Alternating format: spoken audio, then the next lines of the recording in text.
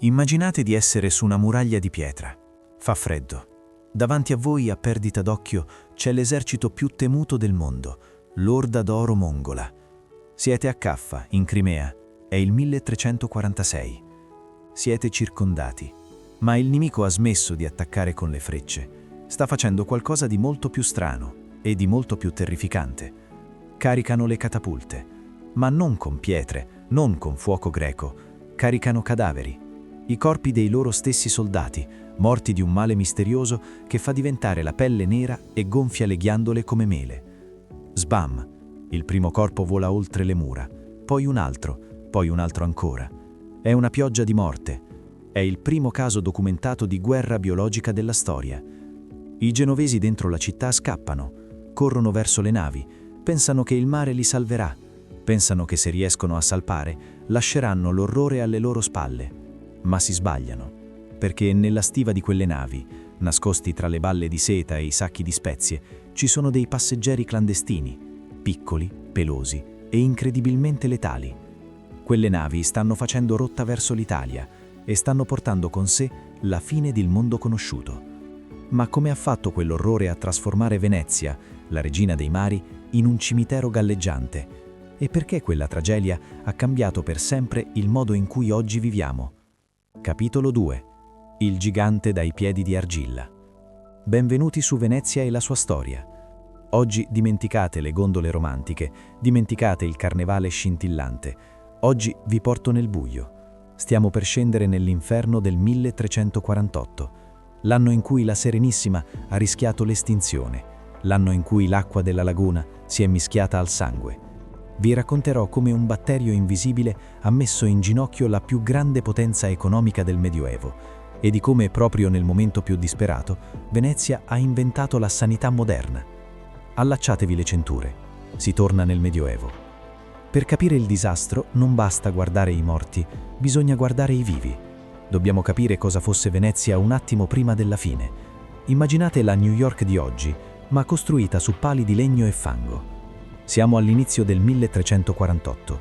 Venezia non è una città normale, è un miracolo impossibile. 120.000 persone. Ripeto, 120.000 persone.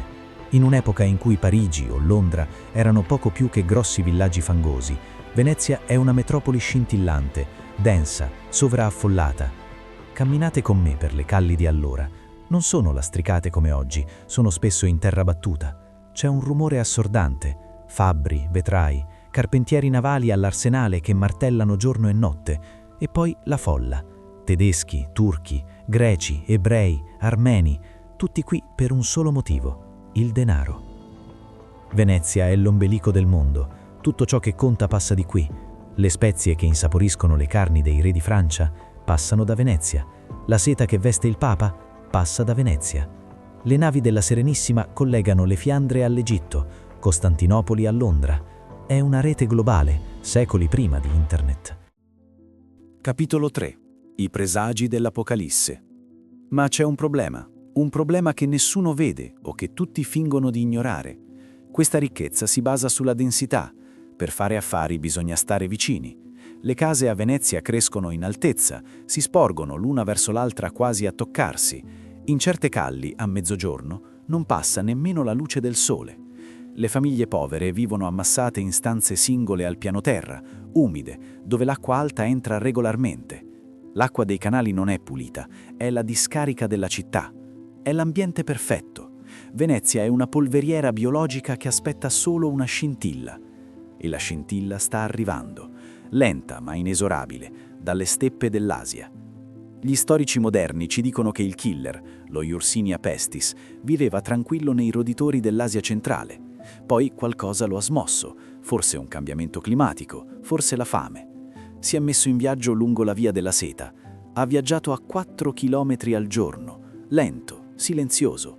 Ha ucciso in Cina, ha ucciso in India, ha ucciso in Persia. Ma Venezia non lo sa ancora.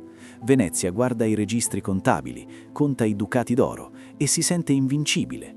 Ma la natura sta per mandare un avvertimento che nessuno potrà ignorare. Gennaio 1348. È inverno. La laguna è grigia, avvolta dalla nebbia. Il 25 gennaio, nel tardo pomeriggio, succede qualcosa che gela il sangue ai veneziani. E non è il freddo. La terra trema. Un terremoto violentissimo, con epicentro probabilmente in Friuli, scuote le fondamenta della città. L'acqua nei canali ribolle, le campane delle chiese iniziano a suonare da sole, mosse dalle vibrazioni. Crollano comignoli, si aprono crepe nei palazzi. Ora mettetevi nei panni di un uomo del 300. Voi non sapete cos'è la tettonica a placche. Voi leggete il mondo attraverso Dio. Perché la terra trema? Perché Dio è arrabbiato. È un presagio. Nelle taverne di Rialto non si parla d'altro.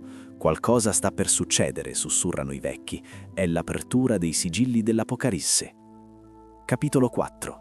Il volto del mostro. E infatti il vero castigo arriva dal mare poche settimane dopo. Tra la fine dell'inverno e l'inizio della primavera, le galee tornano dall'Oriente. Non immaginatevi un arrivo cinematografico con navi fantasma e scheletri al timone. No, è molto più banale e per questo più inquietante. Le navi arrivano cariche di merci, i marinai scendono, sono stanchi, forse un po' febbricili, ma scendono.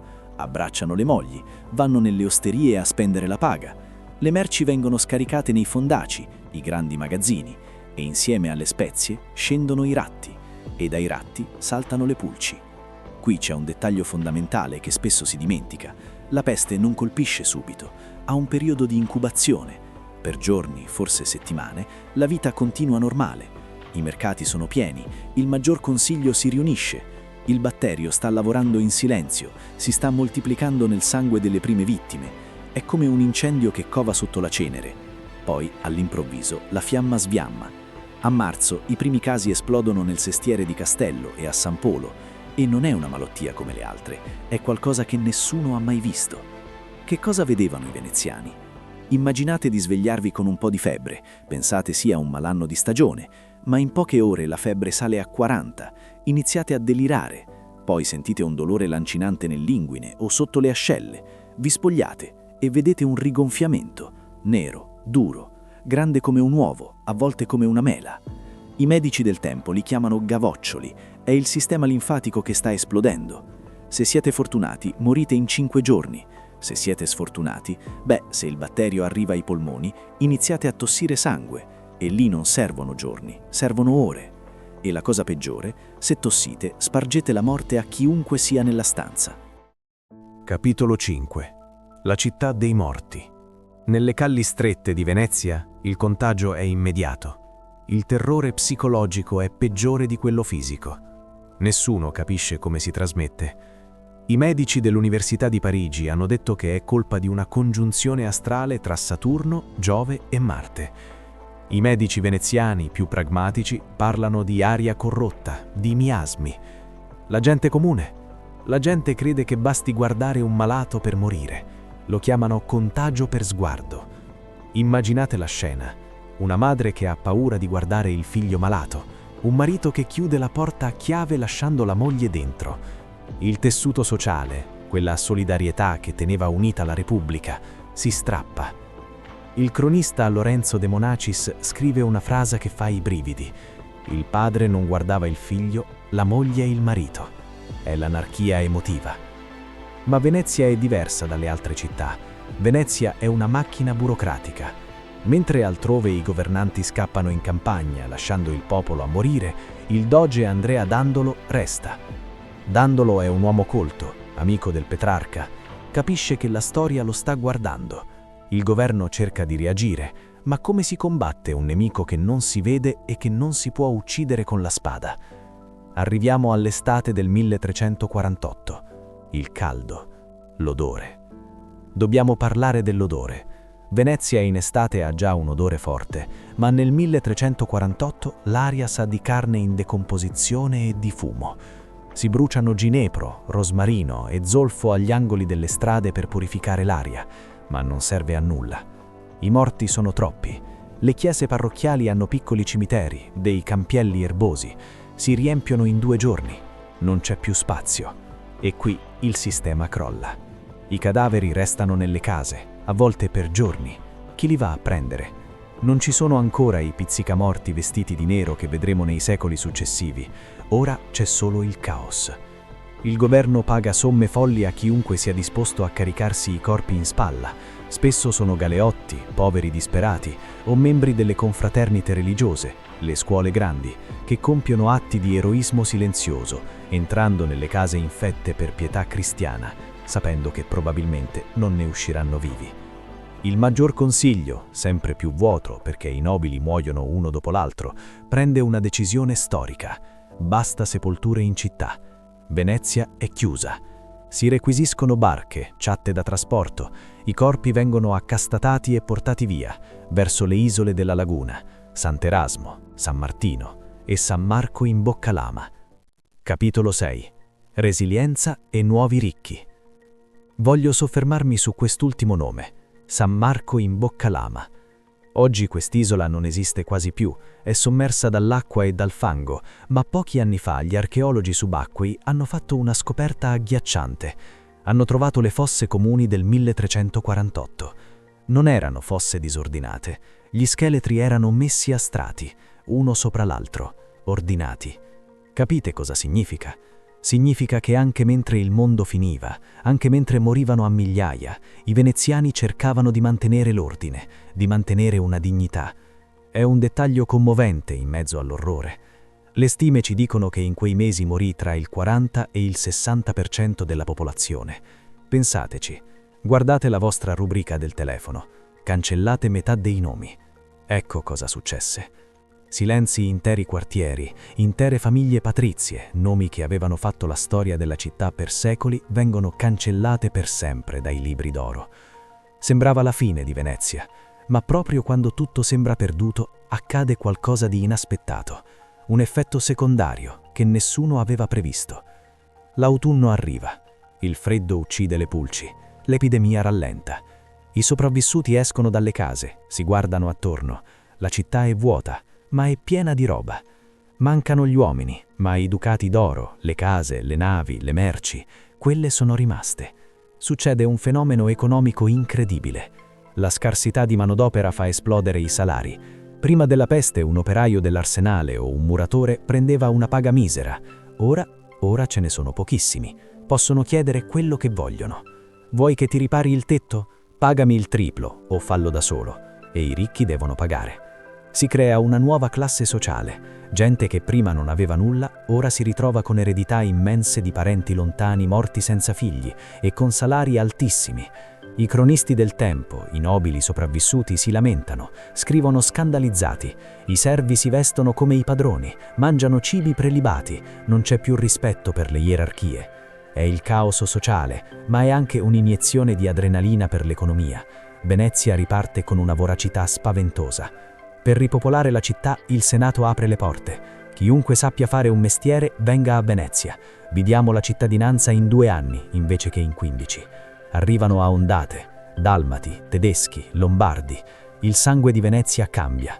La città si rigenera su se stessa. Capitolo 7. L'invenzione della quarantena. Ma la lezione più importante non è economica, è politica. Il governo veneziano ha preso uno spavento mortale. Hanno capito che la peste non è un caso isolato, tornerà. E hanno capito che Dio può salvare l'anima, ma per salvare i corpi serve lo Stato. Non subito, nel 1348, ma negli anni immediatamente successivi, sulla scia di questo trauma, Venezia inizia a costruire la sua difesa. Nasce l'idea che bisogna fermare il tempo. Se una nave arriva da un posto sospetto, non entra. Aspetta. Quanto? 30 giorni, poi 40. La quarantena, una parola che usiamo ancora oggi. L'hanno inventata loro, perfezionando le intuizioni nate nell'emergenza. E poi, decenni dopo, nascerà il primo lazzaetto, la prima isola ospedale di Stato della storia. Venezia capisce che per rimanere un impero commerciale aperto al mondo, deve imparare a filtrare il mondo. Torniamo a sorvolare la laguna oggi. Mentre guardate i turisti che si fanno i selfie al rialto, pensate a cosa c'è sotto i loro piedi. Venezia è una città costruita non solo su pali di legno, ma sulla resilienza di chi è sopravvissuto a quell'inferno. Il 1348 non ha chiuso Venezia, l'ha resa più forte, l'ha costretta ad evolversi. L'idea che lo Stato debba occuparsi della salute pubblica, che debba intervenire nelle epidemie, limitando le libertà per il bene comune, tutto questo non è nato col Covid, non è nato nel Novecento, è nato lì, tra il fango e la paura, mentre i veneziani caricavano i loro morti sulle barche e decidevano che, nonostante tutto, la vita doveva continuare. La Serenissima ha guardato la morte in faccia e non ha abbassato lo sguardo. Ha trasformato una maledizione in un sistema di difesa che il mondo intero avrebbe copiato. Se la prossima volta che sentite la parola quarantena penserete a quelle navi ferme in laguna e a quei medici disperati che bruciavano rosmarino contro l'aria corrotta, allora questo video ha raggiunto il suo scopo. Questa è la storia di come Venezia ha sconfitto l'Apocalisse. Grazie per averci seguito fino a qui. Se vi è piaciuto questo viaggio nel lato oscuro della Serenissima, lasciate un like, è fondamentale per supportare il canale. Iscrivetevi a Venezia e la sua storia e attivate la campanella, perché abbiamo ancora centinaia di segreti da svelare. Ditemi nei commenti, conoscevate l'origine della parola quarantena? Noi ci vediamo al prossimo documentario.